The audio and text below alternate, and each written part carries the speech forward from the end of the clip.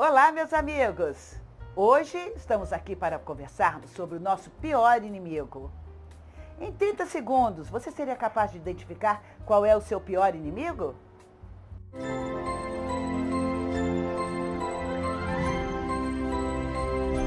Eu sou Lalita e estou aqui para levar até você uma pequena parte, uma essência do conhecimento milenar do yoga. Meu profundo desejo é que este conhecimento promova uma expansão na sua consciência, de modo a incentivá-la a buscar por uma vida muito melhor, assim como eu fiz e milhões de pessoas o fazem pelo mundo todo.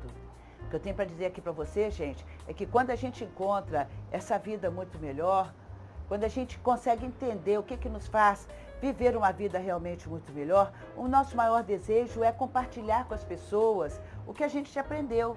Porque se é tão bom para a gente, por que não passar isso para as outras pessoas, não é? E aqui eu peço um pouco de paciência para vocês, porque muitas vezes esse conhecimento que eu venho falando aqui pode não ser tão fácil para você entender, porque não é uma conversa muito usual nos dias de hoje. Mas com o tempo a gente vai entendendo e a gente vai sedimentando esse conhecimento que vai fazer uma diferença muito grande na sua vida, assim como fez na minha. Hoje, quando a gente conversa sobre o pior inimigo que a gente tem, que a gente sabe muito, que a gente escuta demais da conta, falar, porque o inimigo fez isso, o inimigo é o inimigo, o inimigo. Peraí, não é bem assim não. Muitas vezes a gente está terceirizando a nossa responsabilidade, a responsabilidade pelos nossos atos, a responsabilidade pelas nossas escolhas. De acordo com a Bhagavad Gita, o pior inimigo que nós temos é a nossa preocupação em satisfazer os nossos desejos egoístas.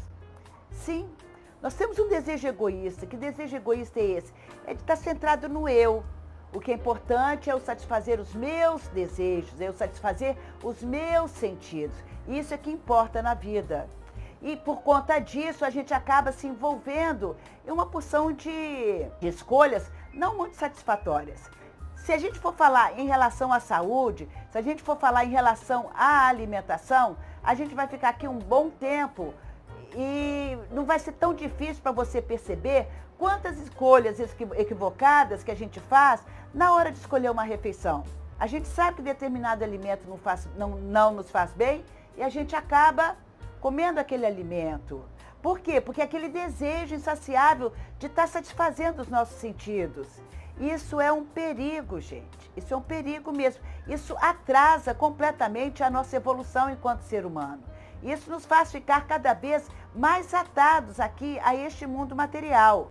É, mundo material sim, porque eu tenho falado com vocês, a gente sempre está conversando sobre isso, eu sempre estou procurando passar essa ideia para vocês, que nós somos almas, que estamos aqui passando por uma experiência temporariamente humana. E a gente está aqui envolvido, então, neste mundo material. Este mundo material que nos envolve, que envolve a nossa alma, ele encobre todo o brilho, toda a coisa maravilhosa, todo esse amor que nós trazemos latente no nosso coração, está todo encoberto aqui por conta dessas crenças equivocadas que nós trazemos, por conta desse desejo de satisfazer os nossos sentidos. Este mundo material aqui que acaba fazendo com que a nossa experiência aqui na Terra seja uma coisa não tão fácil quanto deveria ser.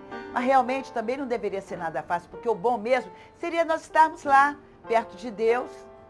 Mas a gente escolheu viver essa experiência aqui como controlador. Então, a gente está passando por essas experiências aqui. E essas experiências são um caso sério. A gente precisa entender muito bem. Ou a gente é arrastado pelos nossos sentidos, entendeu? Arrastado mesmo e só preocupado em satisfazer os nossos sentidos, em viver a vida loucamente, sem nenhuma preocupação com o dia de amanhã, sem nenhuma preocupação com as consequências das escolhas que a gente tem feito no momento. E aí, então, a gente acaba se enredando cada vez mais.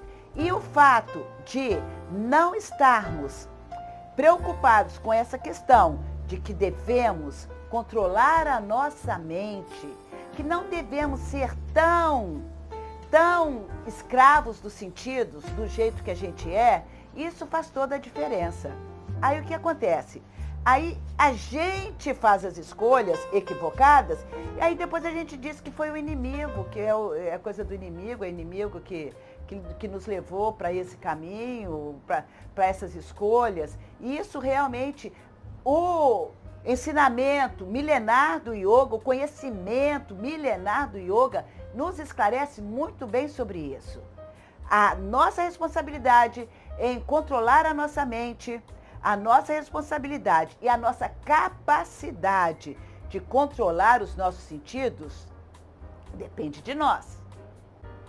E por mais que pareça assim complicado, né, é uma novidade mesmo para a maioria das pessoas, principalmente aqui do Ocidente, né, esse tipo de interpretação. Porque muita gente, né, com outra crença religiosa acha, não, eu posso fazer as coisas erradas aí, depois eu peço perdão para Deus, depois eu faço penitência, depois eu me confesso, ou depois eu aceito Jesus e está tudo bem.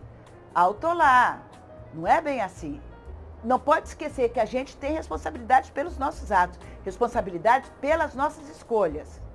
E que, dependendo do que a gente está satisfazendo, de como a gente está cuidando desses sentidos, aí então as coisas podem facilitar a nossa conquista da felicidade, a conquista da paz de espírito, a conquista do bem-estar emocional. Isso tudo pode estar sendo influenciado e pode estar sendo prejudicado se a gente não está fazendo boas escolhas. Se a gente não está se empoderando dessa questão. Somos capazes de controlar nossos sentidos e quanto mais a gente exerce domínio sobre esses sentidos, mais a gente avança para a conquista da verdadeira felicidade.